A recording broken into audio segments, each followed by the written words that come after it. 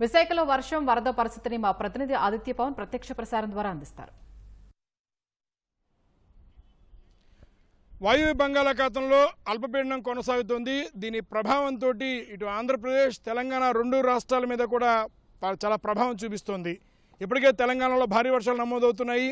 ఇటు ఆంధ్రప్రదేశ్లో ఉన్నటువంటి రాష్ట్రంలో ఇటు కోస్తాంధ్రతో పాటు ఇతర కోస్తాంధ్రప్రదేశ్ ఇతర రాయలసీమ ప్రాంతాల్లో కూడా అక్కడక్కడ వర్షాలు పడుతున్న పరిస్థితి ఉంది.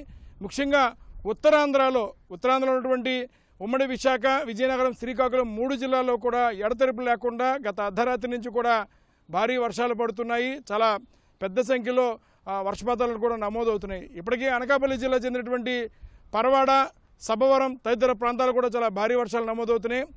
కురుస్తున్నటువంటి భారీ వర్షాలకి కళ్యాణపులావ సంబంధించినటువంటి ప్రాంతంలో ప్రాజెక్టు పరిసర ప్రాంతాల్లో పెద్ద సంఖ్యలో నీరు వచ్చి చేరుతోంది, ఎక్కువ నీరు చేరుతుంది. మరోవైపు సర్పా నది కూడా చాలా ఉధృతంగా ప్రవహిస్తోంది. ఇటు శారదా నది కూడా పెద్ద సంఖ్యలో నీరు వచ్చి చేరుతోంది. ఇటు అనకాపల్లి జిల్లా, విశాఖ జిల్లా ఇతర జిల్లా కలెక్టర్లు కూడా అప్రమత్తమయ్యారు. రెవెన్యూ యంత్రాంగాన్ని అప్రమత్తం చేశారు. ఒకవైపు రెవెన్యూ యంత్రాంగం సంబంధించినటువంటి ఎంఆర్ఓలందరికీ కూడా ఏ రకమైన పరిస్థితి అయినా సరే ఎదుర్కోవడానికి సంసిద్ధంగా ఉండాలని చెప్పి అందరినీ కూడా విధుల్లో అప్రమత్తం చేశారు. మరొక వైపు విశాఖపట్నం మహానగరపాలక సంస్థ సంబంధించి విశాఖపట్నం మహానగరపాలక సంస్థ కూడా అప్రమత్తమైంది.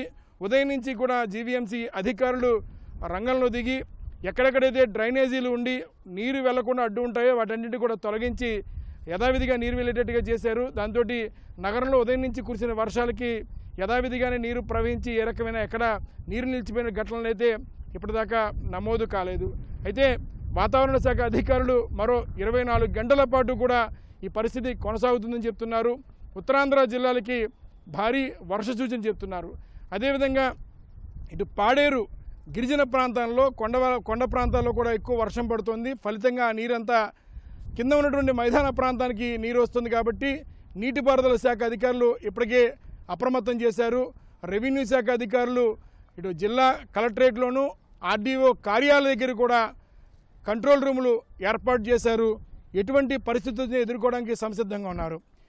విశాఖ జిల్లా సంబంధించినటువంటి అనకాపల్లి జిల్లా సంబంధించినటువంటి జిల్లా కలెక్టర్ తోటి ఇప్పటికే విపత్తుల శాఖ మంత్రి మంగళపూడి అనిత మాట్లాడి ఏ రకమైన పరిస్థితి వచ్చినా సరే ఎదుర్కొనేట్టు సిద్ధంగా ఉండాలి, ప్రభుత్వ యొక్క సహకారం అందిస్తానని చెప్పారు. కెమెరా పర్సన్ ఏ శ్రీనివాస్తో ఆదిత్య పవన్, విశాఖపట్నం.